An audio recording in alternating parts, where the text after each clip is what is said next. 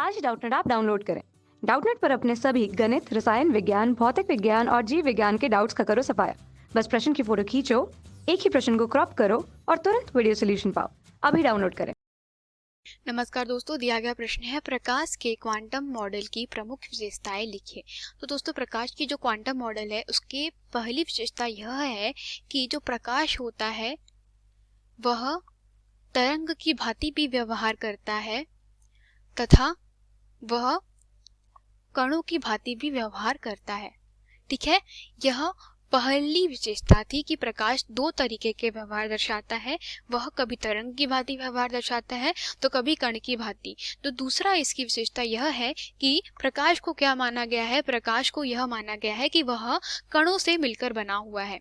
जो प्रकाश है वह किससे मिलकर बना हुआ है? प्रकाश कणों से मिलकर के बना हुआ है। ठीक है, कणों से मिलके बना हुआ है, या हम लोग कह सकते हैं ऊर्जा के छोटे छोटे पैकेट से मिलके बना हुआ है। ऊर्जा के छोटे छोटे बंडलों या पैकेट से मिलके बना हुआ है, जिन्हें क्या कहते हैं? जिन्हें क्वांटा कहते हैं।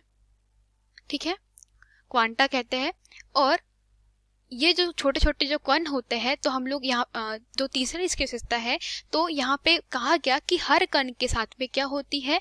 हर एक गतिमान कण के साथ में, गतिशील कण के साथ में क्या होती? तरंग संबद्ध होती है। ठीक है, हर गतिमान कण से क्या होती? तरंग संबद्ध होती है। अर्थात जो तरंगे होती, अर्थात हर गतिमान कण से क्या हो जाएगी दोस्तों? एक तरंग संबद्ध होती है। अर्थात हम लोग कह सकते हैं कि कोई भी जो गतिशील कण होता है वह कैसे व्यवहार करता है? उसके साथ में कुछ तरंगे उत्पन्न होती है, और ये जो तरंगे होती है उसकी तरंगदैर्घ्य किस सूत्र से दी जाती है दोस्तों?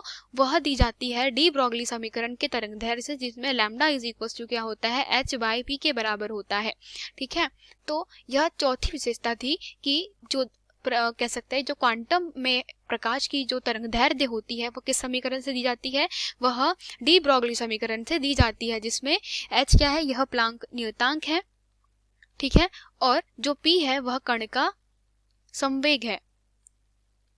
ठीक है, और कण का संवेग क्या होता है दोस्तों? अगर कोई m द्रव्यमान का कण है और वो वेग v से गति करता है, तो कण का संवेग p is equal to mv के बराबर होता है।